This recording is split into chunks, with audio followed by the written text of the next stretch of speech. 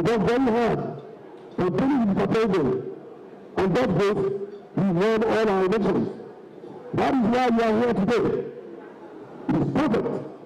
And in order for us to look forward to enjoying the dividend of democracy through you, it is their right to... Speaking on behalf of other ministers, Dr. Boson Tijani, while appreciating everyone, promised to play a key part in achieving the overall agenda of the president. I commit to play my part to continue to support all that has been done as part of the overall agenda of Mr. President in lifting our country and empowering our people. He also solicited everyone's support in order to deliver the renewed hope agenda of the president. The Minister of Steel Development, Shuaibu Audu, has stressed the need to resuscitate the Abeokuta Steel Company. During a press briefing in Abuja, Audu affirmed his commitment to restoring the moribund steel plant. According to him, he'll set up a roadmap for the development of the steel sector, aggressively pursue the completion of Abeokuta Steel, and enact required bills to regulate the steel sector, among others. Reports have it that the federal government allocated over 3 billion naira to cover personnel costs at the Abeokuta Steel Company each year from 2016 to 2023. Between 2016 and 2023, a total of 29.35 billion naira has been allocated to cover personnel costs for the Abeokuta Steel Complex. Despite the regular budget, the steel company is yet to commence full operations in over 42 years, with the government making failed attempts at privatization and concession. The Minister of Agriculture and Food Security, Abubakar Kyari, assumed office and vowed that the federal government will ensure that it feeds Nigerians and exports food to earn foreign exchange for the country. He said these were the targets of his team, stressing that Nigeria had the potential to achieve the set goals. Kyari spoke at the headquarters of the Federal Ministry of Agriculture and Food Security in Abuja during a brief reception organized by the ministry for him and the Minister of State, Aliyu Abdullahi. The Governor of Borno State, Professor Babagana Zulum, who accompanied the ministers to the ministry, said Nigeria needs long and medium-term plans that were sustainable to address food insecurity. About 1,200 hunters drawn from all local government areas in Osun State under the aegis of Nigeria Hunters and Forest Security Service have completed a 4-day training in intelligence gathering. Also, at the exercise held within the premises of Atauja School of Science, Osogbo, the trainees were engaged in the area of interagencies relations to better position them for the task of assisting in crime prevention. Addressing the participants at the closing session of the training, the National Provost NHFSS Kehinde Ogunlade harped on the importance of training for security volunteers to keep them abreast of their duties. Speaking in a similar vein, Osun Commander of the NHFSS, Ahmed Nureni, said the participants were trained by officers from the Osun State Command of the Nigeria Police Force, the Department of State Security, Nigeria Security and Civil Defense Corps, and the Immigration Service. Ogun State government is open to collaborations from micro, small, and medium-scale businesses in the exportation business, as it is a major potential for improved livelihood of farmers, economic empowerment, and fostering a culture of innovation. The statement was made by the Permanent Secretary, Ministry of Industry, Trade and Investment, who doubles as the Chairman, State Committee on Export Promotion, Dr. Olu Ola Aikulola, during the opening ceremony of a 5-day capacity building workshop targeted at educating and revealing the possibilities of exploring vegetable exportation. Margaret Okunola has details in this report. Speaking at the opening ceremony of a 5-day capacity building workshop on prospects of vegetable production for domestic and export markets in Ogun State, the Permanent Secretary from the State Ministry of Industry, Trade and Investment, who doubles as the Chairman, State Committee on Export Promotion, Dr. Olu Ola Aikulola, highlighted reasons exportation should be embraced by business owners across the state. It's going to be a win-win situation for everyone. For Ogun State, it's going to be a win-win. For those that are participating, it's also means of economic engagement, and it's going to improve them economically. And for all those that are involved in the entire value chain, it's also going to be a win-win. Dr. Aikulola encouraged participants to take advantage of the Ogun State Quality Assurance Initiative. Not every agricultural products are allowed to enter several of those civilized climes. When tests are done, they will say they have failed the entry requirements, and they return those goods back. And so to avoid that and the wastage of resources, we now have Quality Assurance Laboratory, and it's the first of its kind in Nigeria. Critical stakeholders, including representatives from various bodies in the state associated with export promotion, added their voices to the narrative, saying commercial vegetable production is a high input and labor-intensive activity that needs a larger labor force for exportation, especially at a time the nation stands at the crossroads of opportunity and innovation. The capacity building workshop on prospects of vegetable production was organized by Nigeria Export Promotion Council for domestic and export markets and was declared open by the Vice Chancellor of Federal University of Agriculture, Abeokuta, Professor Olushola Babatunde Kehinde. Margaret Okunlola, Ogtv News. Nigeria lost about 249 billion naira crude oil revenue in July, following a plunge in the country's oil output by over 4 million barrels in the same month. Latest oil production data showed data obtained from the Nigerian Upstream Petroleum Regulatory Commission indicated that while the country's total oil production in June was 37.5 million barrels, it dropped to 33.5 million barrels in July. This shows that the country lost about 4 million barrels of oil between June and July. Pipeline vandalism and crude oil theft have been blamed severally as a reason for the plunge in Nigeria's oil output. The average cost of Brent, the global benchmark for crude oil, in July 2023 was $80.1 per barrel, according to data from the World Bank.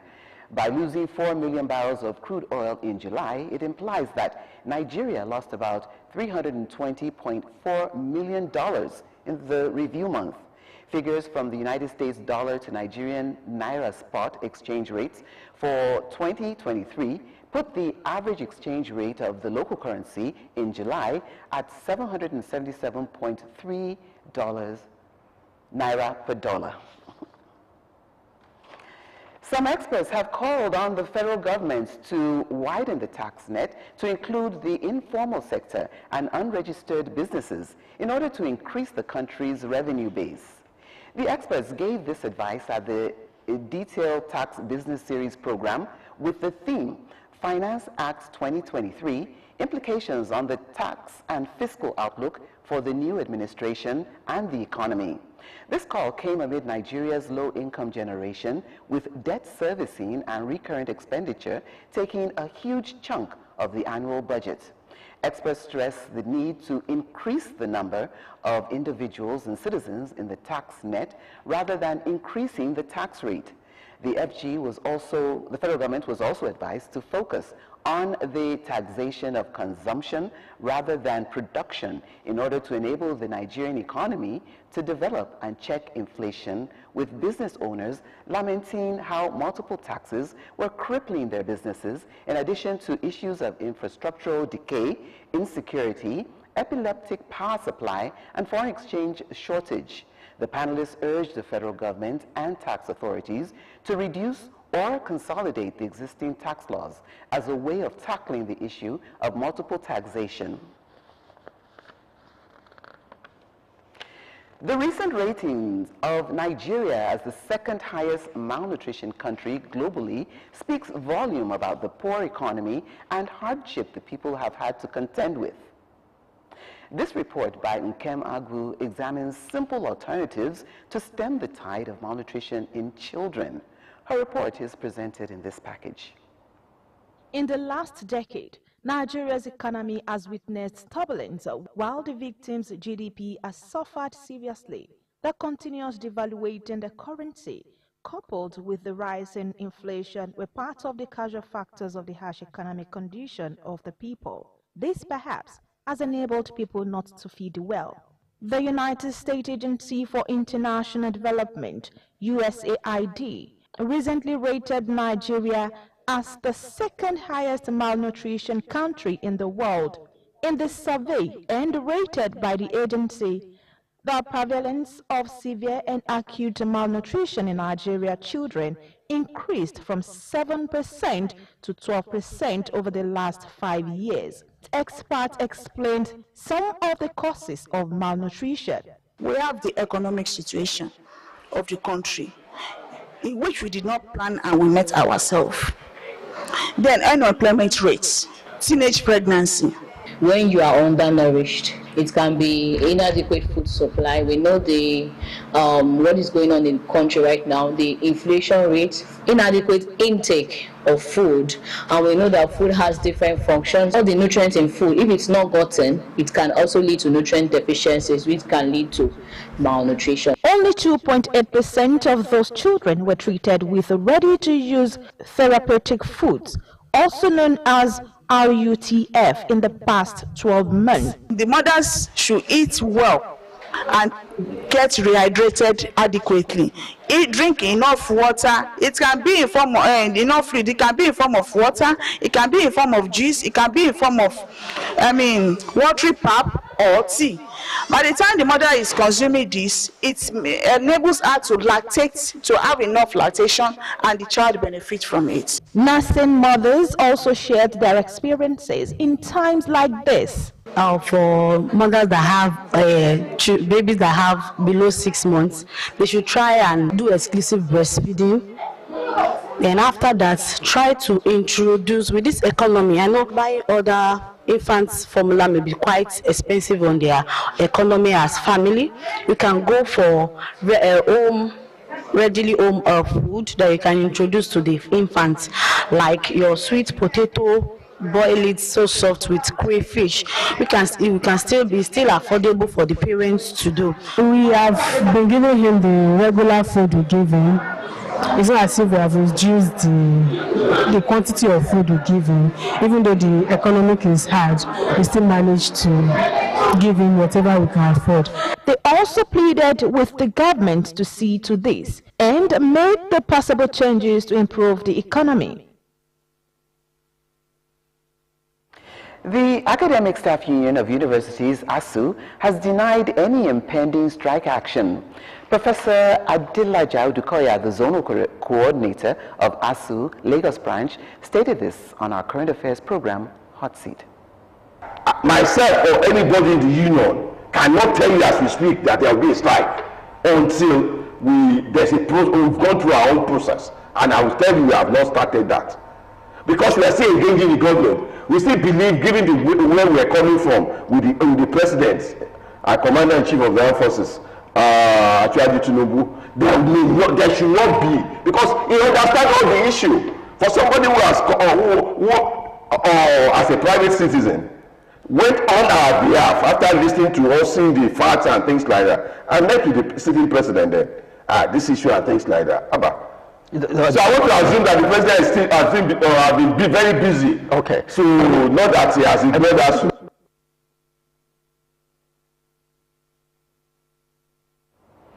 Reactions have again trailed the rejection of the proposed 3-year transition plan of the military junta in Niger Republic. Matthew Shomi takes a look at the implications of the rejection of the 3-year transition plan of the military junta in Niger. Africa, indeed, the West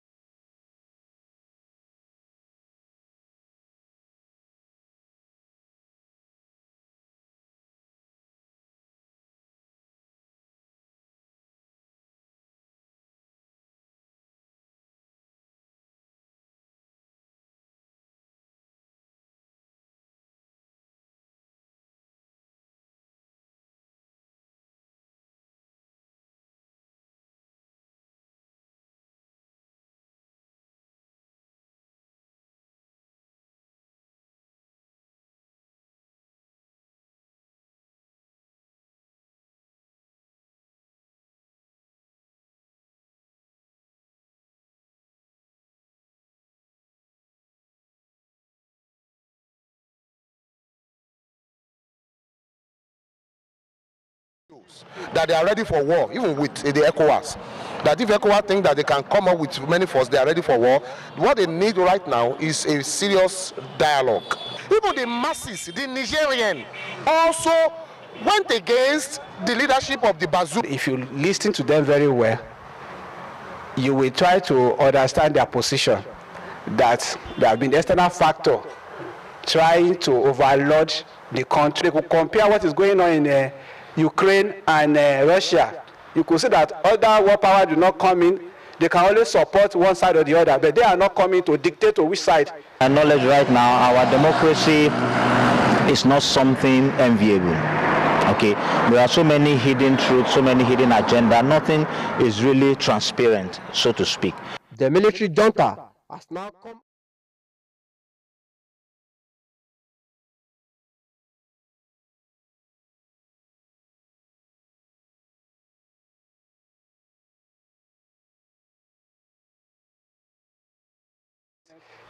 They were talking about the issue of their constitution, that they need to, there's going to be constitutional amendment, you understand? They're going to put in place maybe some party structure, you understand? There's going to be electoral body that will conduct all these things. It takes time and it will also take money, you understand? So what I always suggest is that the ECOWAS as a body can only try to make them to do things right, not to dictate. Whatever our reactions is might not matter. We might want to know why do they want it to take 3 years for the transition to take place. Perhaps we might look at the history of their democracy. Now, if their democracy has not been something that is enviable, it might take up to 3 years to carry out that transition. It might just get to the 3rd year and they will tell you that they are not handing over. It's the military. We are seeing it that the military is taking charge these days because of lack of dividend of democracy in Africa. You should see that the next person, the closer person to our democracy, to our leaders, to our democratically elected leaders, are the security person. And they know so many things about the government. And so for them to have the opportunity to take over the government, they want to also sit down and do some of the things that our democratically leaders are doing. Another steps towards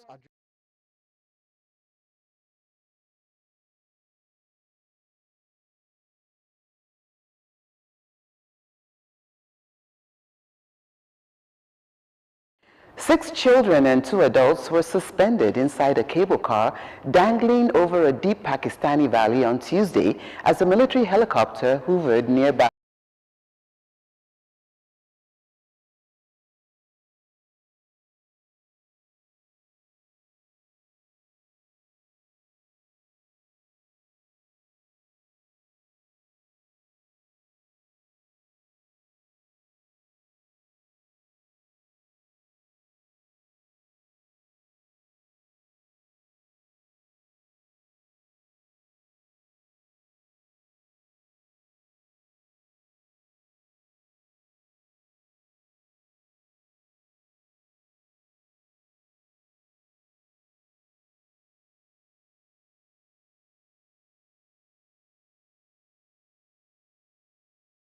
The 2023-24 Nigeria Professional Football League season has been postponed.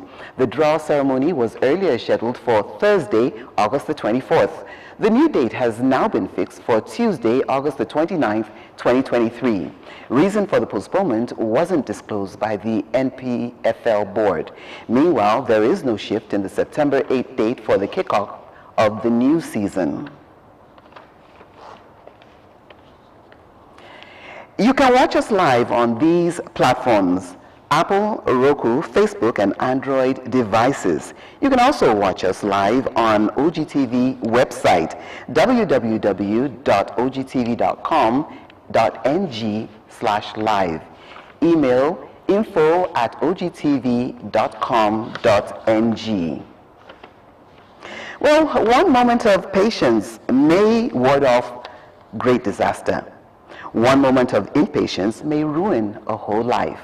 That's the Ogtv News at 2. I'm Jire Kuforiji. Hope to see you again soon.